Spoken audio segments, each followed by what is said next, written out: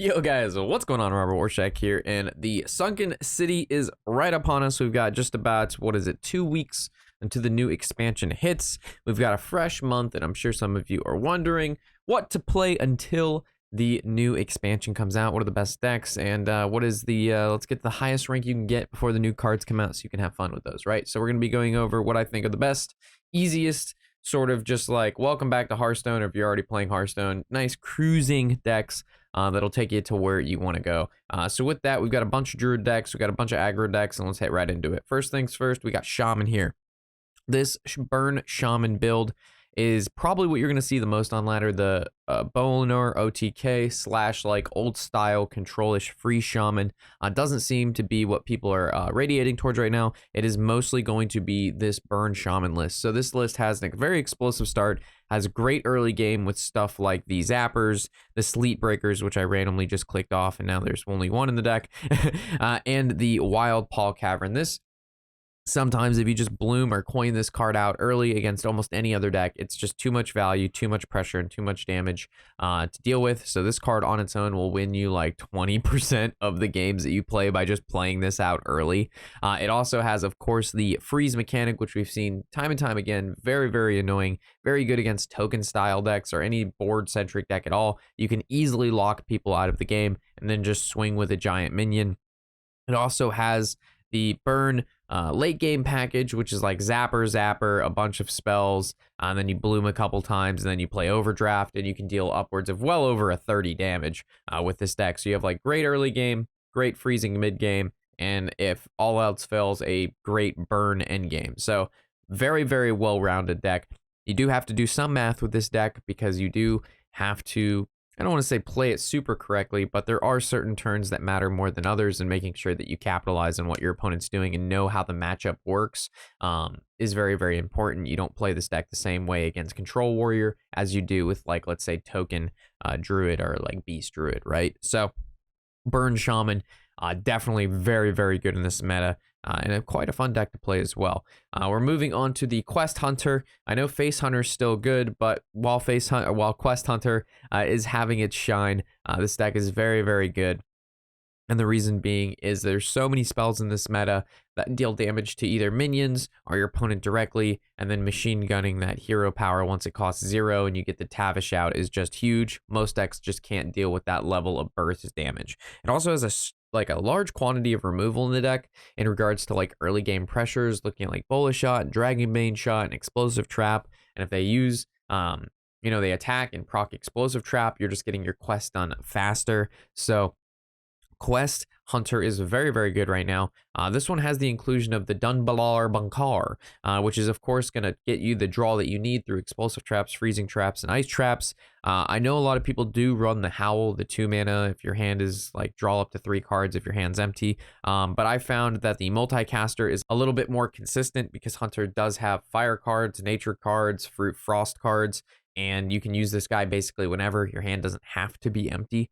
Right, so Multicaster instead of that particular spell seems to be doing really, really well. And then also the Kodo Bane in the late game to draw, again, 3 more spells. So Hunter's got draw, Hunter's got a ton of direct damage, and this deck can just win by turn 6, 7 a lot of the times if your opponent's playing any sort of like Mage, Warlock, Demon Hunter if they don't have their lifesteal stuff. So big damage coming out of this Quest Hunter. Again, very fun deck to play and not too hard. I appreciate you guys making it this far into the video. Keep in mind, if you're not subbed to the channel and you are watching me each and every day and you enjoy the content, feel free or think about subbing. Over 53% of you who watch my content daily are not subbed to the channel, which is over 50%. I'd like to get that number as close to 50% as possible because it really helps me out, really helps the channel out, and allows me to keep doing what I'm doing, and that's providing content to you guys. So with that, let's get back into the games and enjoy.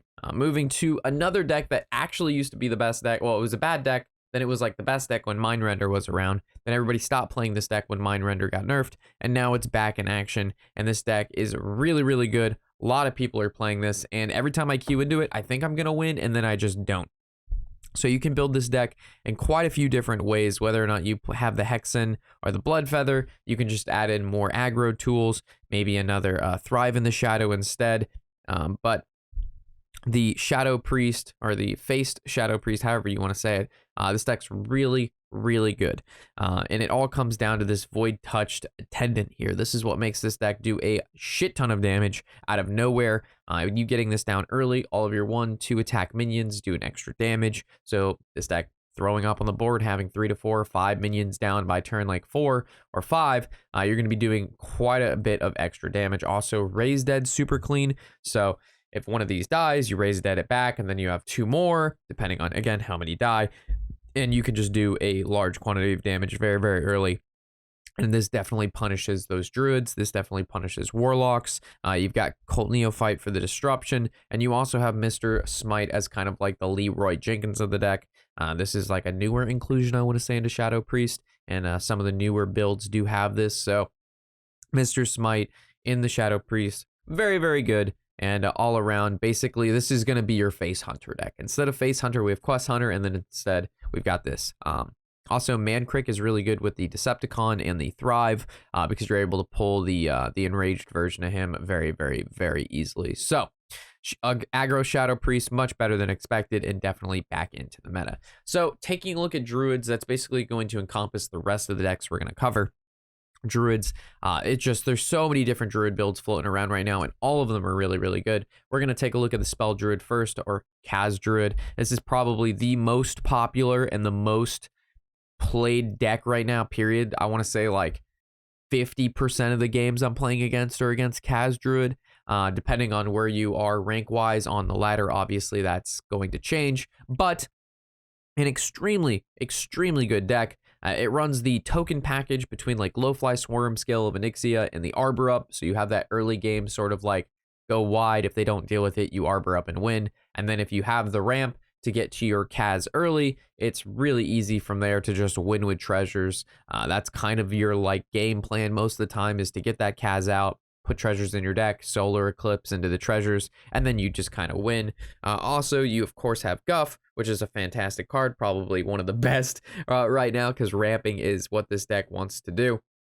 And then on top of that, if you can't get there with Kaz, you can't get there with tokens, Resizing Pouch when you have over 10 mana to get yourself into more raid boss Onyxias, or Yogg-Saron to cheat out games, is what this deck does best. So Spell Druid with the Kaz right now, very, very good deck. Very different than your Burn Shaman or any of the decks that we covered. This is definitely a more mid-range to control style deck, but still closes out games very, very quickly. So this deck is just absolutely insane right now. So the last 2 decks is going to be the Beast Druid and Taunt Druid. So we talked about this on the Meta Breakers podcast. I won't dive too deep into it. But basically, the Beast Druid is better against everything besides the Taunt Druid. So if you just want the overall higher win rate deck, you go with this Beast Druid here. It's got a massive amount of reload in the deck with the Oracle Alloon and then the Frost Saber to make extra 4/5s that have taunts. The Owls, that's good. It's got decent early game, and all around, this deck starts off very strong, has a shit ton of draw, and has a ton of reload. So the Beast Druid right now is probably the second most popular Druid deck, followed by what's going to be this Taunt Druid deck. So if you're facing a lot of Beast Druids, then you go ahead and you queue with this Taunt Druid deck, which is a bit faster because it does cap out at Arbor Up, and you don't run those high-end beasts that work with Oracle, but you do still run Oracle with the Razor Mane. If you want, you can put Greybro in here, but really, you would have to get rid of Drekthar, and Drekthar is kind of how you cheat out those early game minions to get the larger board sooner than the Beast Druid. So you have 2 different variations of the Druid. You can flop between the 2 if you're just not sure which one to play. They're both relatively cheap. There's like, 1 legendary in this one, and the previous one, I think there's no legendaries in it at all. So these 2 Beast Druid decks, or these 2 Aggro Druid decks, overall, there's literally no legendaries in this at all. So yeah, if you're looking for some great budget options, the Beast Druid or the Taunt Druid is going to be for you. I think between the Taunt and the Beast Druid, these are actually the 2 highest win rate decks out of almost everything we have here in the top 1K legend. and then, you know, everything slowly follows like 1-2% behind that. So yeah, Druid's got 3 solid decks, 2 of them relatively the same, 1 of them very different. We got a Burn Shaman, a Quest Hunter, and an Aggro Shadow Priest. If you're wondering where the control decks are, there's not many of them out there. There's Control Warrior that is doing fairly well, but that's kind of just it under the control department, besides like the off-meta stuff that you'll see me play. So with that, good luck on ladder until the new expansion hits. Have fun with these decks. And yeah, with that, if you have any comments, questions, or concerns, feel free to leave that in the comment section below as always, guys. Or if I happen to leave something out that you think's really, really good, feel free to go ahead and include that in the comment section as well for anybody who's looking for some additional really good decks to play. But yeah, these decks are the top runners for sure that I've seen out of the hundreds and hundreds of games that I've played this far in this season. And yeah, I'm looking forward to the meta shakeup when the new expansion hits and the core set rotates. So with that, thanks again, guys. As always, I'm Robert Warshack, and happy whatever the hell day it is.